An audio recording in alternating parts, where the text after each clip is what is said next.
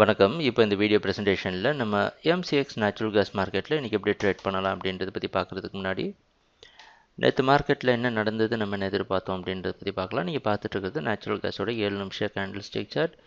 இந்த candle stick தான் நேற்று மார்க்கெட்டோட ப்ரைஸ் ஓப்பனிங் 215 பக்கமாக ஓப்பன் ஆகிருக்கு நேச்சுரல் கேஸ் மார்க்கெட். நம்ம என்ன எதிர்பார்த்தோம் அப்படின்னா தொடர்ந்து மார்க்கெட் பையிங்க்கு சாதகமாக இருக்கும்னு எதிர்பார்த்தோம். ஆனால் அதுக்கு ஒரு கண்டிஷன் சொல்லியிருந்தோம்.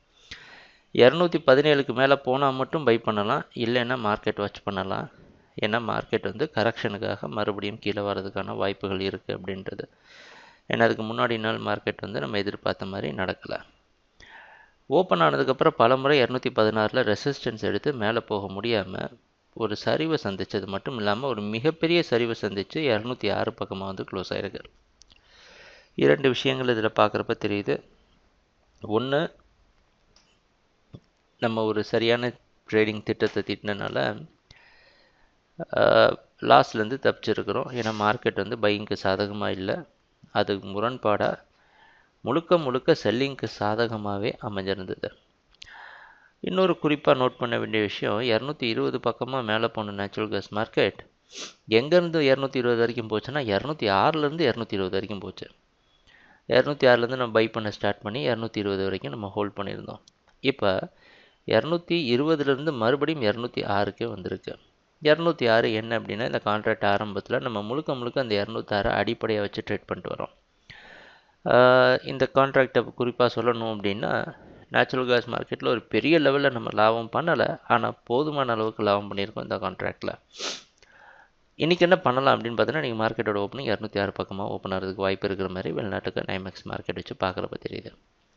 அவசரப்பட்டு நம்ம நேச்சுரல் கேஸ் மார்க்கெட்டில் குதிக்க முடியாது. ஏன்னா மார்க்கெட் வந்து மறுபடியும் 206 அப்படின்ற இடத்துல டார்கெட் பண்ணியிருக்கு.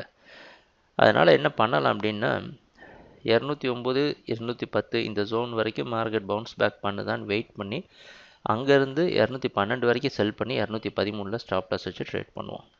இல்லைன்னா மார்க்கெட் ஓரளவு கன்சால்டேட் ஆகிற வரைக்கும் வெயிட் பண்ணிவிட்டு அதுக்கப்புறமா ட்ரேட் பண்ணலாம். ஏன்னா இவ்வளவு 220லேருந்து 216க்குள் வரைக்கும் 2 நாட்களில் மார்க்கெட் கீழே வந்தது. ஆனால் அதுக்கு மேலே போகிறதுக்கு அது எடுத்த நேரம் பார்த்திங்கன்னா ஒரு கான்ட்ராக்ட் முழுவதுமே எடுத்திருக்கு 206லேருந்து 220 போகிறதுக்கு. அதனால் அது இவ்வளவு விரைவாக கீழே வந்ததுனால இன்னும் தொடர்ந்து சரிவை சந்திக்கலாம். ஆனால் இப்போ இந்த இடத்துல இருந்து நம்ம ஸ்டாப் லாஸ் போடுறோன்னு வச்சுக்கோங்களேன். இப்போ 206லேயே செல் பண்ணுறோம் அப்படின்னா ஸ்டாப் லாஸ் நடுவில் எங்கேயும் போட முடியாது.